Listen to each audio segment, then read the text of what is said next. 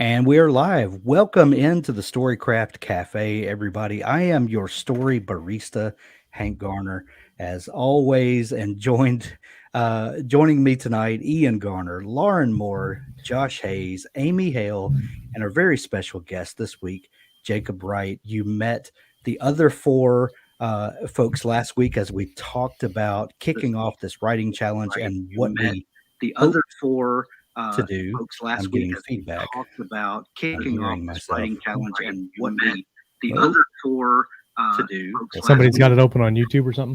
kicking off this writing challenge. What Is it we me? the other God, four I hope it's not me. Somebody's got it open on YouTube or Yeah, something. does anyone have the link open on YouTube? Okay, it fixed whatever it was. So anyway, You sounded great both No- times. Yeah. nothing like live broadcasting, right? So anyway, Jacob Wright is the founder and CEO of Dabble and the guy that dreamed up this whole thing. And Dabble started as Jacob, you're better at telling the history of how Dabble got started, but I met Jacob probably about 3 years ago around NaNoWriMo. history of how Dabble got started, but I Okay. met Jacob I'm hearing probably about hearing 3 it years again. ago, Anybody? I'm gonna close everything out on my end. Does anyone have YouTube open? Negative. Okay. If somebody's not, maybe is somebody listening with speakers and not headphones? That might be Negative. touching. Okay. If somebody's not, maybe Yeah. is somebody listening with speakers? I'm not hearing it now. So Negative. Okay. If somebody's not, maybe Yeah. is somebody listening with speakers? I'm not hearing it. now I'm hearing Josh now. If somebody's not, maybe is somebody listening with speakers? I'm not hearing it. Now I'm hearing Josh now. If somebody's not, maybe Let's see. Okay, maybe. I think either it's Hank or Amy because they were the only ones that were unmuted. it's I just gotta be, muted Amy. It's got to be Amy's mic. If she's listening on speakers, it might be coming through. Maybe. Well, She don't was worry, muted Amy. If too. I'll unmute you if that's where the problem's coming from. Who knows? Anyway, so we had this this kickoff event last week where we kind of talked about what we hoped to get from this writing challenge, and this is a writing challenge that we're kind of pantsing because we don't have a solid plan for week to week, but it is coming together. And so anyway, from last week to we officially kicked this challenge off Saturday, and I woke up Saturday morning ready to go. I knocked out about 1,600 words that I had been holding in my brain that I just had to get out. And I wrote a couple of scenes that I had been thinking about that were on my mind, and then I stopped, which was totally against my nature. I wanted to just keep kind of finding out what the story was, but I stopped and I started using the plot grid and Dabble and thinking about how things would happen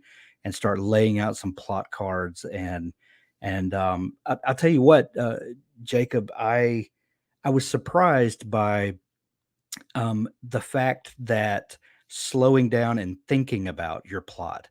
I've always been the kind of person that wants to jump in and kind of find the story out as I go and start kind of letting it flow that way. And I realized that slowing down and being intentional about wondering what twists and turns the story would take is really liberating and scary at the same time, because it's not at all what I want to do. And so anyway, Ian, how's your pre-planning and all of that part of the process going so far? First of all, can you hear me with these headphones on? Yes. You're Sweet. Okay, so what I did is I actually started with paper and pen, and I have a 5-act outline that I've written down, and it's not fully fleshed out, but it is a basic story beat guide for me to know what my objective is for a particular narrative beat is, and then I can fill it in as I go. I don't have all of the details in And I think that's where the fun's going to come in, just trying to fill in the blanks. So what I did earlier is I got on Dabble and I started playing around with the plot cards and stuff like that. Haven't finished it yet, but that's what I'm going to do when I get off of here, is finish all of that. Nice. Yeah. Nice. Lauren, how's your pre-planning going? I know that you're writing a novel in a friend's world, and you've been doing a lot of research to get that world established and kind of figure out who your characters are going to be. How's that going so far? It's going a lot of fun.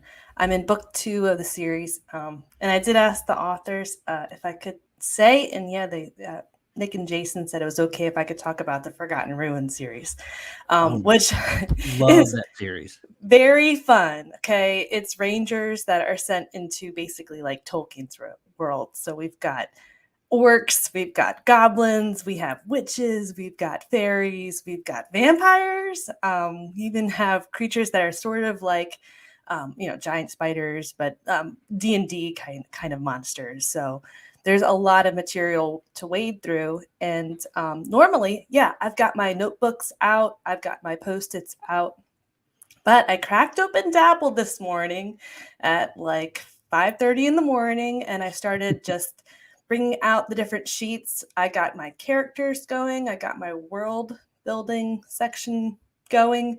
I got the plot and just started putting down information. And 2 hours later, I was still just jotting stuff in, filling out the world. And now I feel like I've got it organized and I'm on a path. And it was the software was very helpful to me to go from kind of like a blank canvas to now feeling like I've got something that I can work from. The character sheets have been great for me because I have started over the weekend, started thinking about, okay, I've got this little town now. Who lives there? Who would the sheriff be in this town? Who would the mayor be? Who would who's the waitress at the coffee shop where everyone congregates in the morning and tells gossip, and she knows everybody's business, and when you start building out all of the characters, then all of a sudden that world becomes alive, and it's so much fun. And then being able to reference, seeing all the characters there on the left side of the screen, and I'm making out. I made in the plot grid. I made a card for characters that would be in each scene, and thinking about, okay, if this is going to happen, who would be there, and what kind of interaction can I spark from having this person and that person there, and that's been a lot of fun. Yeah, the more you write down, the more ideas come to you, and you just kind of keep on Exactly. building and adding to it. Exactly. Josh, you are working on the second book in a series that you just finished. Did you finish book 1 the other day? I knew. Man, I'm so close. It's so close to being. I did almost 7,000 words on it today, and I'm like this close to being done. I should have it done maybe tomorrow. We'll see. Awesome.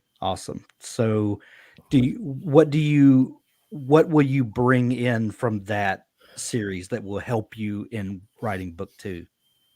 Well, a lot of my process is usually when I'm wrapping up at least a book in a series. If I'm starting something new, I can't really do this very well. But if I'm going onto a next book in the series, I'm usually already thinking of what I want to do for book 2 while I'm finishing the first book, and that's the case in this series.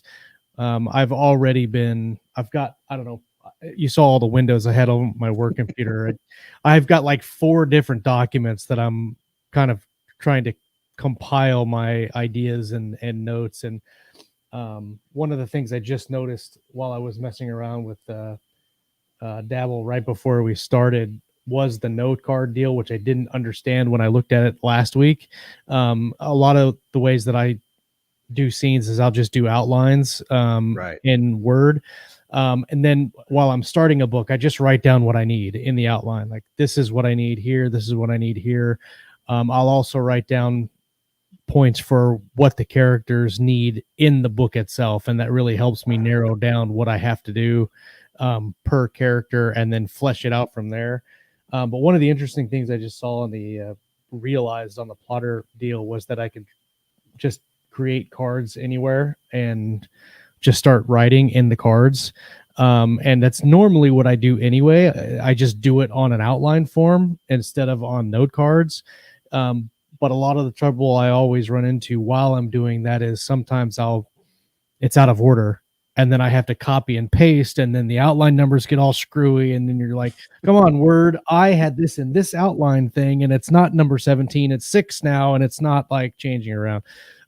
So now that I understand that aspect of Dabble, that'll probably be very helpful in just generating the ideas.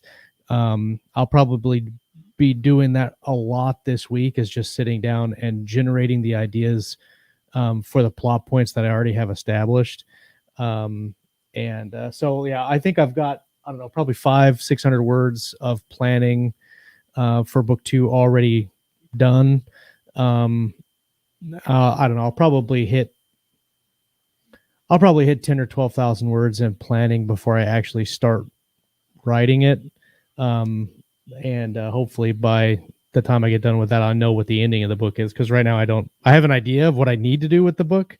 But there's so many different open threads from book 1 that I kind of want to close in book 2. It's going to be interesting to see if I can get it all done. It's going to be fun. So fun. Jacob, you said you were joining us on this writing challenge, and that you were going to join us from home. What are you thinking about? I was hoping you'd skip me. Yeah, this last month has been overtime, heads down on some server stuff for Dabble to make sure that we could scale with the number of people we have on the platform as it's continuing to grow. And so I just kind of cut off at the end of the month, and it's been a couple of days to kind of get out of that mind space for coding. So I'm still working on my idea and fleshing it out, and just doing the brainstorm, like, oh, what about this or this? Just the premise stage. So I haven't written any words. I haven't even started any plot cards, but I plan on getting there. We've got 60 days. It's okay. This is right. That's what I figure. Big brain part of it. This is the thinking about it. And then Steve Bowyer had to point out on Facebook yesterday that it's write a novel in 61 days. I was like, hush, Steve. It's it's plenty of time until you get to day 59. Days, right? Yeah. Anyway, Speaking Amy, of Dabble has a nice feature where you could take a day off, for Thanksgiving or something. So you got just the 60 days. I showed that last week, and okay. go into that calendar and just check off those days that you need to take off. Amy, how's it going? It's going. I apologize. I do think it was me. I found a window open behind all my other windows that I did not know was open. So sorry about that. It's going well. I've been spending, I got up early this morning, opened Dabble, started working on my character sheets. I really like to have a good feel for my characters before I really get into a story. So I've been mostly focusing on that at this point, and then doing research. I even talked to my sister last night and talked to my uncle this morning about the house and what they remember of it. And so I'm getting some memories from family members that have lived there or been there. And yeah, it's coming along nicely. I've told a number of people that you're telling a ghost story based on some real life experiences, and every single person I've told that to is like, "Oh, I've got to read that," because everybody has a story that that they're connected with something weird that's happened. Something weird, yeah. Every time I've said that, they're like, "Oh, let me tell you what happened to me." That's going to be so much fun. Yeah. So Jacob, Dabble, you started Dabble how many years ago? 4, 5, 6, 10? Dabble launched 5 years ago. It was a couple of years before that I started it. So it's been a while. So what was the idea that got this whole thing started? What made you think there was a hole in the world that only Dabble could fill? Well, when I started Dabble, I had used Scrivener, and it's a great product. I really enjoyed Scrivener, but I had done a lot of online web apps, and I knew that it could be brought online, which would solve some of the problems like cross-platform Windows and Mac and other things like that, as well as mobile. But I also saw an opportunity for collaboration and community, some of those things that you don't get from just a desktop app. And I loved the idea of just as simple as possible, automatically saving everything as you write, not having to worry about Dropbox, issues or other things with corruption. And so I honestly, I started dabbling in my writing career and wanting to write a novel. I think I got to 30,000 words for NaNoWriMo, but I was also trying to build a software startup on the side, and realized I wasn't going to be able to do both. So I decided to pick one, and I decided to ditch the project I was working on and write the novel writing software that I would want to use when I finished my software and wanted to get back to writing. So that's how Dabble was born. One of the early features of Dabble that I loved was that it constantly backed up, and you could sync between computers, because when I was using Scrivener 10 years ago, and this is not a dig at Scrivener night, this was just a reality of software 10 years ago. I was using Scrivener with Dropbox, and I had a desktop computer at home, and I had a laptop that I used for work, and I would try to share Scrivener projects back and forth, and I got data corruption. One day I went to open the project that I had been working furiously on, and it was just all corrupt. It was 25,000 words or so of a project that was just gone. And I know that Scrivener has probably remedied that long ago. And, this is, like I said, not a dig at Scrivener, but it was just a reality of apps 10 years ago.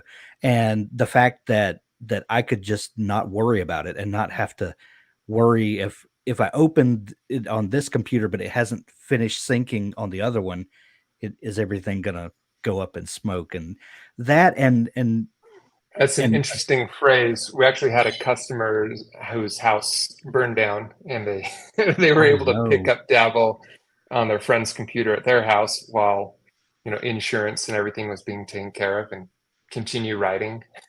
We also had we've had hard drive crashes and things like that as well, but the fire one was a particular note to me. Well, and I think one thing that it's difficult for some people to wrap their head around is that Dabble not only backs up online, but you also have a copy of your data on your local computer as well. So if you have a laptop and you don't have Wi-Fi somewhere, you can continue working on your project until you get somewhere to Wi-Fi, and then it resyncs up, right? We also have a customer who is on a submarine, maybe 6 months of the year, and so they're syncing up about every 6 months when they're in port. So, but for Dabble to work offline, it has to have a copy locally, right. And then when it gets around to it, it can sync up to the server when you've got internet. Amazing. I'm sure you didn't lose any sleep at night along the way, making sure that was all working the way you wanted it to. Yeah, well, it does make it so I don't have to worry as much about sleep for server downtime and things like that. If the server goes down, people can keep writing. You might not be able to sign in if you're not already signed in. So, but it's not as bad. The other feature that just completely sold me on Dabble years ago was I had forever been looking for the perfect minimal writing app that would just give me a minimal interface without stuff in the way, and I could just concentrate on the story. And when I first used Dabble and I started typing, and about that second sentence, everything just faded away. And and you're only left with the page. That blew my mind. Hank, that And- freaked me out today when that happened. I was not expecting that, and everything disappeared on my screen. And I go, "What I touch? I didn't touch anything. Everything went away." I broke it. And then you stop typing and give it a couple seconds, and everything fades back in. That is, I know it's silly, but that is my favorite feature in Dabble, and it's one of the first features that I tell everybody about, and I just love it. What made you think of that? There's just a lot of little things. As a developer and designer, my goal is to delight the user, to give them an experience that, little things that are just like, oh wow, that's really neat. Like even the home screen where you hover over a manuscript and it's got multiple pages that fold up. That took me a couple of days to just perfect that. So in Scrivener and other software at the time, there was a mode that you could focus mode. You could go into the focus mode. It would black your whole screen out, jump it, give you typewriter scrolling and everything. And I thought, why couldn't that just be built in, like always on? So when you start typing, and I had the thought of a media player, like on YouTube. When you move the mouse, you can see the controls, but when you stop moving the mouse, they fade away. And that was the inspiration for the fade out, and the typewriter scrolling is just built in. So wherever the cursor is on your screen, it'll just scroll up. That way it doesn't have to be in the middle. You can have it at the top or the bottom, and you can set it to where you want just by scrolling it and typing, and you don't have to think about it. So I agree. I loved building those. I was really happy with how they turned out. But those are the things that really get me up in the morning, is making the little things shine. So. And they absolutely do. And we could go on all night about all the little things that are just amazing. But we specifically want to talk about plotting tonight. The plot grid is a feature that I've in the years that I've used Dabble, I've always used the plot grid, but just not in a way that it was supposed to be used, because I've always been more of a pantser, and I always used it to hold notes of things and then to remind myself of things, so that most of the time when I would get to the second draft, I would have a breadcrumbs that I could follow, that I could then rearrange, and then it helped in my editing. But now I'm being more intentional up front about it, which is kind of the point of the first month of this challenge, is being intentional about your story up front.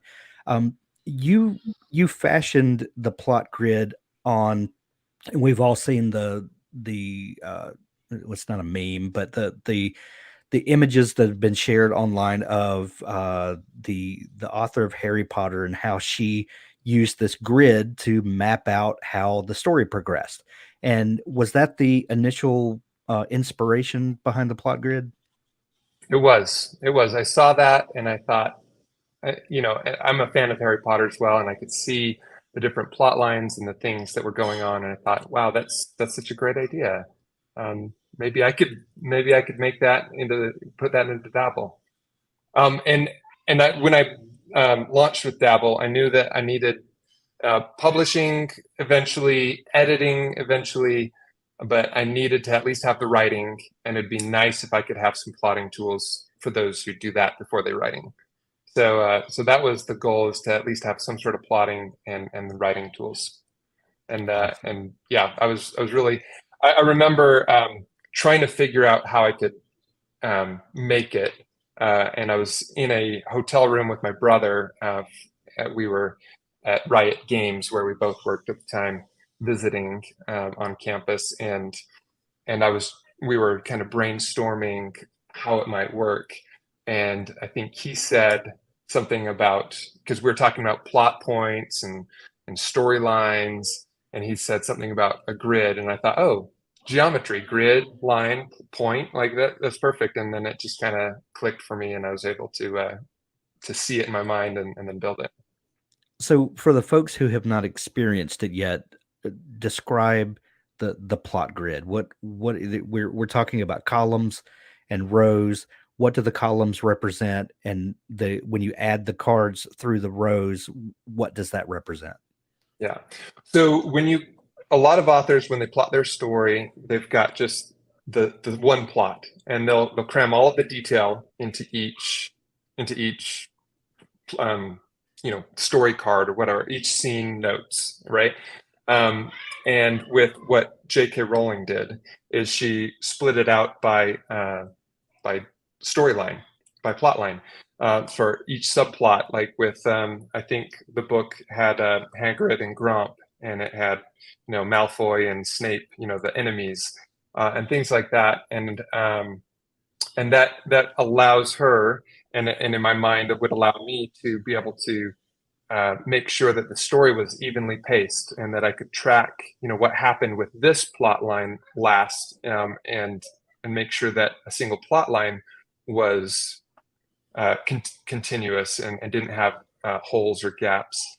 And so with Dabble's plot grid, the left-hand column, just like in some spreadsheets, is the master column, and that's got all of your scene cards. We use little cards, and then to the right of that, each column is a plot line. And the reason why I chose it columns is just because everyone has a mouse wheel that they can scroll down. Not everyone has a trackpad that they can scroll left and right. So I thought it'd be better to have it vertical. And so what you do is you create all of your storylines, plot lines, and if it's love interest or the enemies or some side story or whatever, and then you can put cards in the line, lined up with the scene that they belong with. And if there's a plot, if there's something that happens maybe off scene, you can have an empty row and throw a plot point in that doesn't necessarily belong to a scene, but it's positioned between two scenes. So you can have stuff happening off scene in that way too. And since we've launched it and people have been using it, people use it for story arcs. They use it to track, like you're doing, which characters are in a scene. They use it for keeping track of location. Say this scene, so they'll have a location story, plot line, and say, oh, this is in this location or this location or this location, and so it's been interesting to see how people are using it outside of the original subplot metaphor that I had dreamed up. So if you're using the plot grid and you are laying out your note cards for scenes, and then who shows up in that scene, what the inciting incident is, how do you explain to folks how you translate this thing that you're laying out over to the actual writing, and how you're able to bring that into the writing portion of the software? Sure. Would it be easier if I was to show you? Yes, that would be amazing. Okay. You should have a share screen button. I do. And I meant to pull that up before we get started, so I would have that to illustrate. And that's fine. And so, can you see Lauren and the window? Yeah, got it. Great. This is currently in beta, so ignore some of the changes you might see. The cabin boy is an example. We had a nun that was writing books using Dabble, and she was trying to understand the plot grid. So I put together this little example. This is a pirate story. And so here, this is the plot grid. And the first column you'll see is the scenes. If you add a new scene into your story, it adds it into the plot grid. We just added this, and if you delete it from the story or from your plot grid, it deletes it from the manuscript. So that's something important to keep in mind, is that these are one-to-one with all your scenes in your manuscript. If you delete something here, it gets deleted here. Well, put into the trash so you can restore it if you need. But that's sometimes a gotcha for people who are just getting into the plot grid. And you can see the chapter marks are here to help you keep yourself anchored to where you're at in the story. But in this case, we've got the scenes cards are a great way to just capture the main plot, what's happening. And then in this story, we've got this boy Henry who's scrubbing the decks. He's got a treasure map tattooed on his back, and he doesn't know about it, but eventually someone will see it. There's the mother and his relationship with her that we can track in a plot line, and the captain and his maybe some of the things that he's talking about and shows his worldview or whatever. These are main relationships that the cabin boy has. Maybe there's a girl from home that he thinks about and draws him, keeps him going throughout the story. And in this story, she actually leaves to go and find him. And so there's, we're switching between her point of view and his point of view. And then you can have, this one, I started a timeline column that we can just track, the timeline through the story. But and you can create columns for anything that's helpful to you, right? Yeah, you give them a name. If you need to reorder them, you can move them over here in the left-hand column, or get rid of them if you don't need them. And so, it makes it really easy to create things. You can move plot points around if they belong in a different column or in a different place in the column.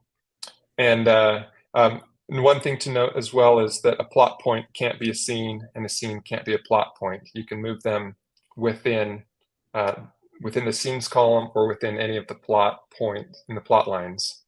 But that keeps it from putting a plot point in the middle of your scene, or in the middle of your book, which doesn't make sense, or vice versa. Now, once you've got things planned out a little bit, and if another thing to note is, if you don't like this, if you don't want multiple plot lines, or you just don't think your story's complex enough, if you're writing a novella or something like that, you can just have the scenes laid out like this, and just add them and see them all in one column and keep track of them that way, and just focus on the one there instead of a whole grid. So that's helpful. But when you go and you actually go to write your scene, in your notes section here on the right hand side, you have the scene notes that we put together in the plot grid. But you also have all of the plot notes from the row. We've got Henry thinks of his mother, the callous captain storms the deck, and Henry thinks of his girl, which are the same that came across this way. So you can set it all up, and then when it comes time to write it, if you're a plotter, then you've got all these notes here. You can remind yourself the details, or just have the card there to remind you of the general information that's supposed to be in the card, and write your story. So that's how it ties it all together, and why it's so important that these are the scenes and these line up with those scenes, so the scenes know what plot cards to show in the right hand column. Is there a limit to how many columns you can create? There is not, but I will say that the more columns you have, the plot grid can slow down depending on the speed of your computer. We do have some people with 20, 30, quite a few plot lines. And if you find yourself wanting to do that, it might be because you're trying to put too much information into the plot line, or into the plot grid. And it also makes it hard to find it, scrolling left and right. So what I would recommend in those cases is to add a new plot grid. Actually, that is a generic one. if you look in this section, you can create one that's tied to the cabin boy itself, which means the scenes will be here in the left-hand column. So then you can have 2 plot grids for the one book. Maybe this one can be character arcs, and you can have all the characters in this one and all of the plot in this one. Or you could have a meta one that has, like draft version, like, oh, this is first draft, and you can have, second draft, third draft, and timeline and things like that. So so that can work. And if you do it that way, let's put test here, you will be able to have all of those plot points show up here. And this section will scroll. So if you've got 20 cards that you're using, they'll all be here. And one more thing is you can add ribbons that can give you a little more information. Like let's say you use this for character, and you can say this is Henry, and this one I think was the girl, which I don't remember if she had a name. Say girl, and we'll choose yellow for her.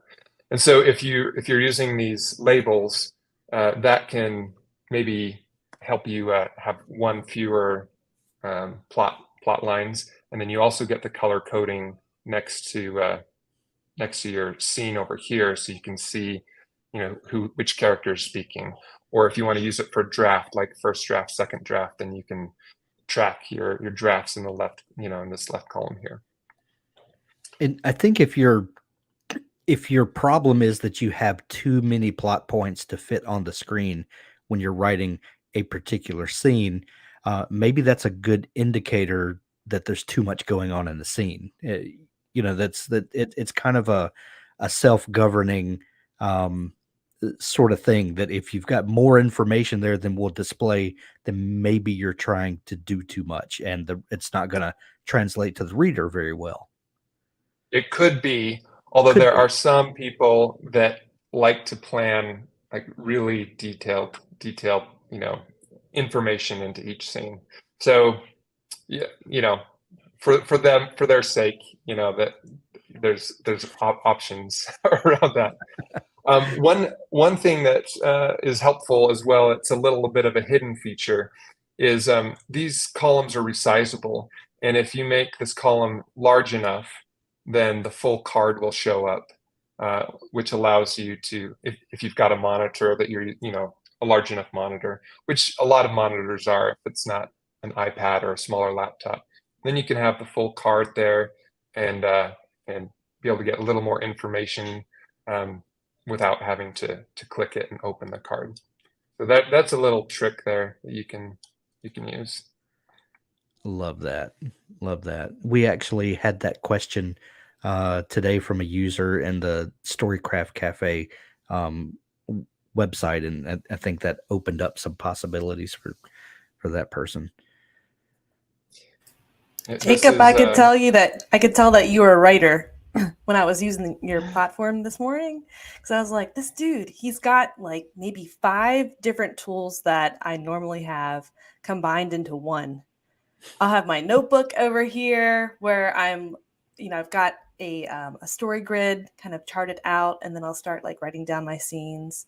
I'll get out my Post-its over here. Maybe I'll start sticking them on the wall as I'm moving my scenes around and figuring out, I got to inject a scene over here to flesh this part out. I'll have a Google Docs over here for my character sheets, and then I've got my Word doc where I start writing. But instead, you have all of these tools in one, and it's like you're just kind of sliding me down into the writing process. Like it's just gravity kind of pulls you down. And I, thumbs up for that. It was really cool. Well, thank you, Lauren. I appreciate that. Thank you. Now, this is a Pride and Prejudice, the example. We had one of our team put this together, and so it's kind of fun to look through and see all of the plot lines that the team member came up with as they dissected it, and they actually copy pasted the whole book into here, and so that was kind of a fun project to do and see how that worked out. And there are plenty of holes in that plot grid for zombies to be dropped in. Right. This right here, zombies. Right? We'll save that for later. Yeah. Oh, the trash, by the way. What some people don't know is the trash is non-destructive. So if you delete something, it's still there. So I think I've heard of some people that kind of use the trash can as a filing cabinet to hold on to ideas that they'll reuse. I do not recommend that, but it is handy to know that stuff goes there and it just kind of goes to purgatory. What I would recommend is creating a folder in your story notes that's deleted scenes or unused scenes, maybe my darlings, and throw all of your, because you can put scenes and chapters into your story notes. So that you can throw that kind of stuff into into a folder that you throw all the stuff that you got to get rid of, but you don't want to delete just in case. It's easier to let it go if it's always there, if you changed your mind. So yeah. Love it. So are there any plotting or plot grid questions for Jacob? Has anything sparked for anyone that that you need some clarification on or comments Actually, on? while I was watching, he answered like probably 6 of the questions I had while he was going through demonstrating everything. So I think like one of the questions I had was naming the banners. I was like, man, I'd really like to name a banner. And then he just clicked on it and named it. I'm like, oh, apparently you can do that. Fantastic. So yeah, no, I think just going through that, I mean, I had an idea of how I was going to do it anyway, but then watching as he kind of manipulated the stuff around there, it kind of gave me an idea of what I need to do to use the program to its fullest. I think it's going to be a good time. Even the little stretching the screen out there so you could see the note cards without clicking on them. That was extremely helpful, and I would never have known to do that on my own. Yeah, we could definitely improve our onboarding in the plot grid area. It's just there's so much there's so many little details, and this is exactly why I wanted Jacob to come on week 2 to talk about it, because I knew this was going to open up so many possibilities. And also talking about stretching your screen out, it's a web-based app, but if you go to dabblewriter.com, you can download a version for Windows and for Mac.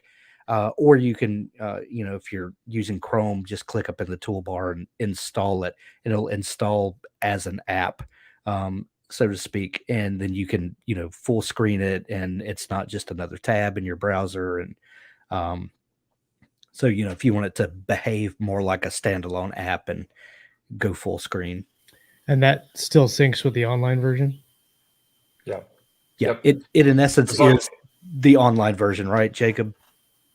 Yeah, it actually is a dedicated Chrome browser that loads the web version, and because it saves everything offline, just like the web version, then it makes it really easy for us to update in one place. We update the web app, and desktop and mobile app, and everything gets updated as well, because it's all one place. Interesting. So you never have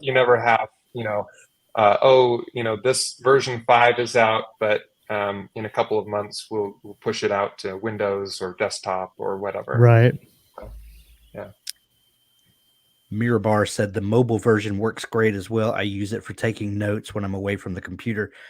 Me too. This weekend, we took a little road trip, and I was in the car riding and thinking about a couple of notes that I needed to put in, and I just popped open Dabble on my phone, and I used the speech to text that's just built into the phone keyboard, and I just dictated an entire scene sitting in the car going down the road, and my wife looks over at me, and I just wave, just ignore me, and she just turns the music up and goes on down the road. But it was fantastic being able to have mobile access and without my laptop, add something so that I don't forget it later, because I 100% will forget it if I don't make notes. And it's, And that's a great point. If you want to speech to text your novel, using your mobile, which has it built in, is a great option.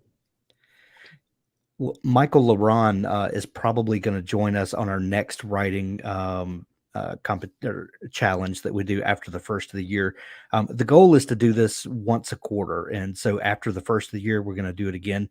And he told me the other day, he said, "Well, I'm dictating my book, now that it's kind of the number one way that I'm writing." I was like, "Oh, you can totally do that. Just put Dabble on your phone." And he installed it, and he was like, "Oh my gosh, I can totally do this." So, yeah, good times. Awesome. Anybody else have any comments or things that we want to dig into a little deeper while we have a few minutes? So everyone figured out story notes okay? All right. Story notes, I so- did have a question on, and I don't know Yeah. if I'm missing the feature or not, but I was trying to set up just a regular like stacked outline. Is that a feature that I can like turn on? So it's like in the plot notes file, you can just type and it does that fine. But is there an option to turn on like a 1, 2, 3 and then have it do an outline like that? Yeah, I'll show that real quick. So in your story notes, you can type 1 period space, and it goes creates your notes. And tab and shift tab will indent. Oh, If you fantastic. decided if you need like A and B and C, then you can type A and we'll do that here. A. Oh, something's wrong here. Of course, demo gods. That should be working. So I'm going to look at that right after this. But you can do A or Roman numerals, and even start not on Fantastic. one if you're in the middle of lists. So that works. If you know Markdown, we try and support some of that stuff. So 3 hashes and a space will give you a heading 3. And of course, bold and italics, work with the command or control B and I, and trying to think of any other shortcuts for that for the Bullet notes. points? Yeah, bullet points, an asterisk. Woohoo! How'd you do that though? Or a dash. So if you hit dash and then space, then you get the bullet point. Or if you hit type in an asterisk and space, then you get a bullet point. Those are also in a lot of your note programs, like Mac's OS 10's built-in notes program. So we try and support a lot of the stuff that people already use. Fantastic. Thank you very much. Yeah, you bet. Images is something you can put in. We've got a plus button when on a blank line that you can go and you can insert an image from your computer, a horizontal rule between text, or we even have it so you can search up Unsplash. Wow. So like book, old book, and find some stuff there.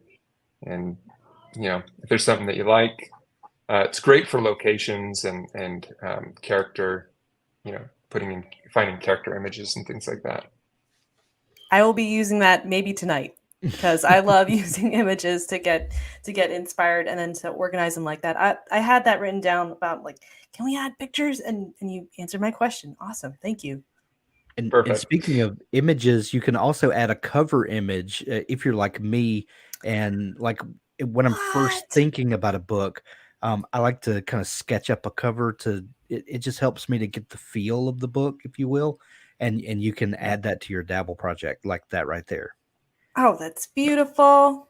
Yeah. So by setting it, I can remove it. I don't want to because I'm not sure if I still have this image on my computer.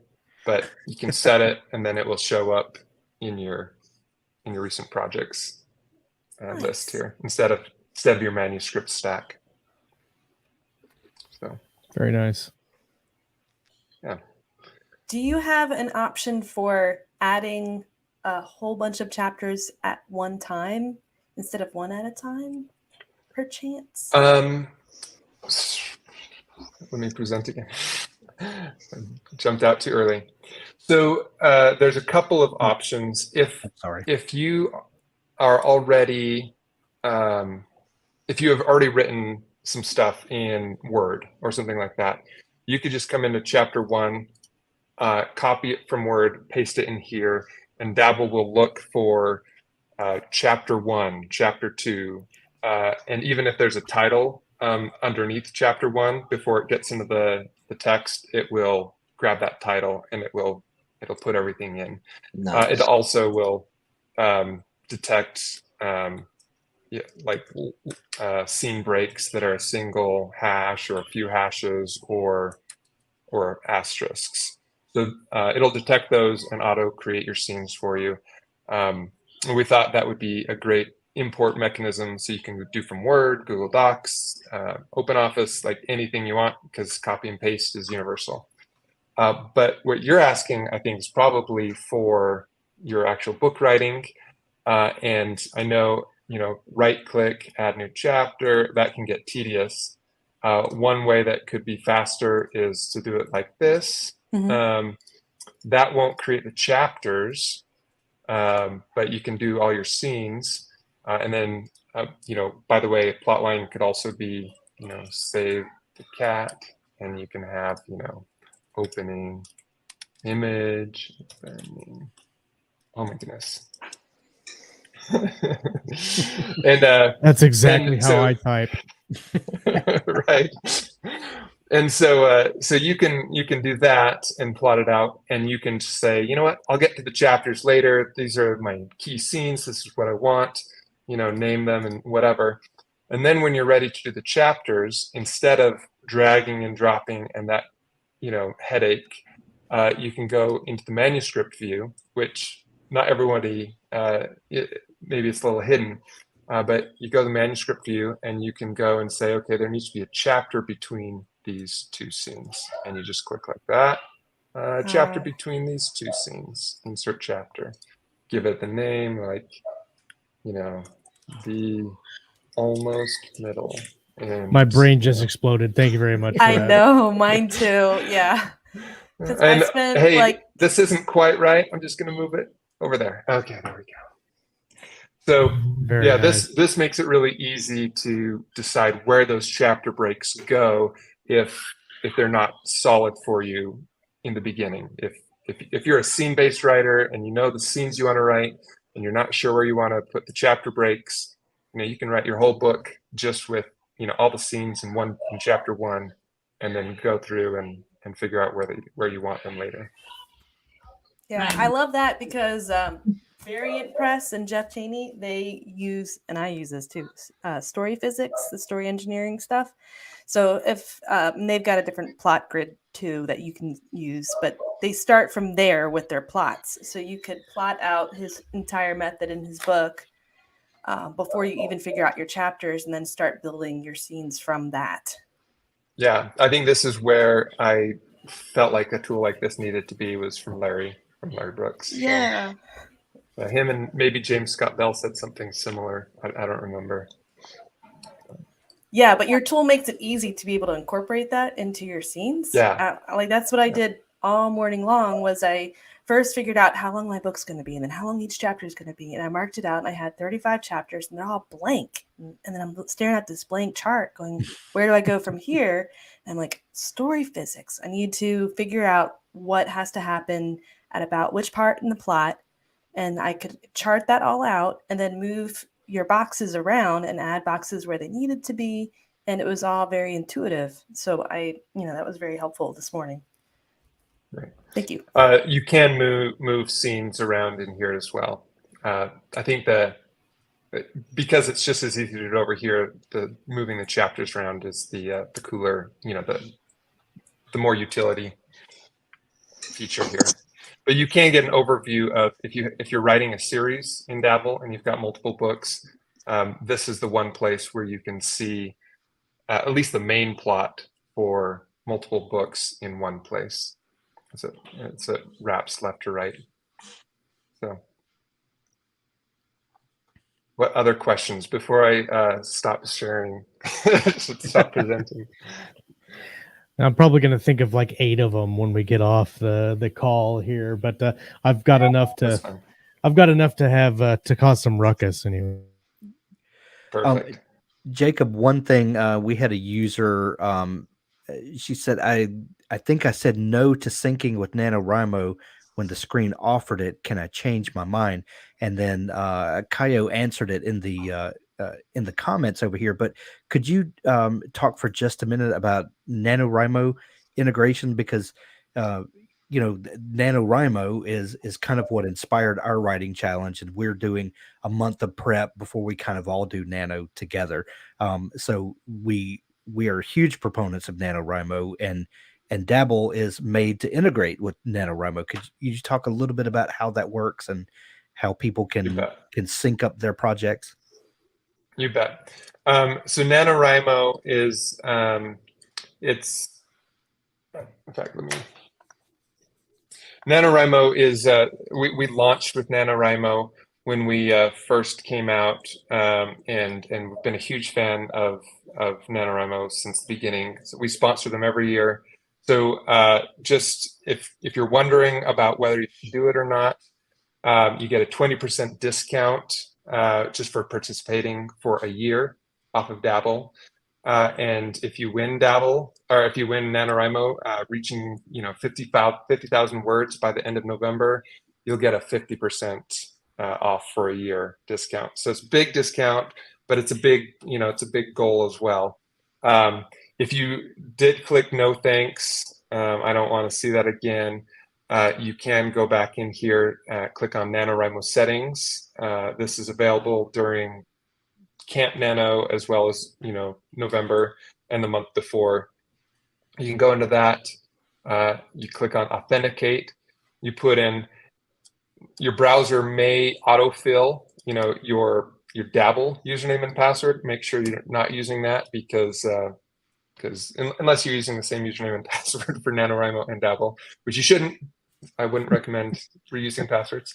That's the same combination I have in my luggage. Right. That's my birthday's easy to remember. I just put that in. Or password is my password. So yeah, put your NaNoWriMo username or email in here and your NaNoWriMo password. In fact, let me see if I can. I'll just link this up real quick so you can see what it is. Let's see if I can grab my password without showing it on the screen. Let's see, NaNoWriMo. Copy and paste, authenticate. Hopefully that was the right one. Was not the right one.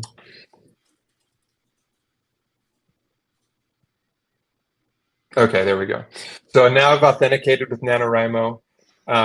All you have to do is decide which Dabble project you want to have the word count sync with NaNoWriMo.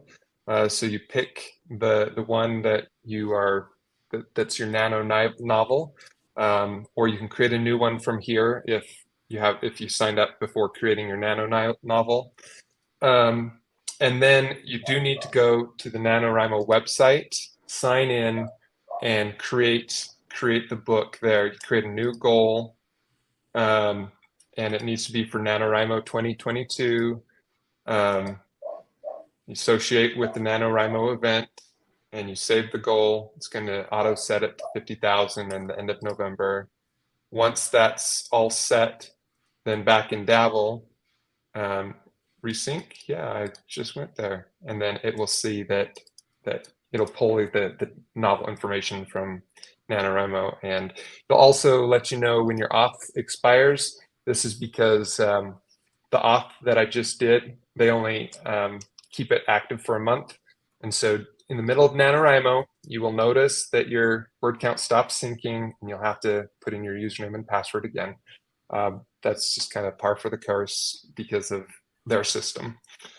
But yeah, once you've got that, then you can set up your goals. 50,000 words to win it. If you start writing in October, let's say you've got 20,000 words, done, and it's November 1st, and you want to write 50,000 in November, then you can go ahead and put 20,000 in the exclude, and it will set it to 50,000 more. So your total is 70,000, but it will track your goal to the end of 50,000. So that's what this is for. And then you save that. Oh, I guess we forgot our days off, but we can get our days off here. So, and then you write and get 50,000 words. So that's the NaNoWriMo integration. Awesome. All right. This has been a fast hour, everybody. Does everyone feel like you have more tools to go into your week with and slay the story dragon? I know Drinking from a fire hose, Hank. Drinking from a fire hose. That's better than being thirsty, isn't it? Indeed, very much so. Indeed. Oh man. If be sure to go over to storycraft.cafe, the writer's social media site that we run. Nothing but good, positive writer vibes over there. The amazing and gracious Kaio is running some writing sprints and stuff over there. So go over, jump into a sprint, join your fellow writers, and let's slay this dragon together. Ian, Lauren, Josh, Amy, and Jacob, thanks for joining us tonight. Thanks for having us. Thanks for having me. This was good. Oh yeah, lots of good info. Yeah, I learned a lot. Awesome. Let's do it again next week. I'll be watching.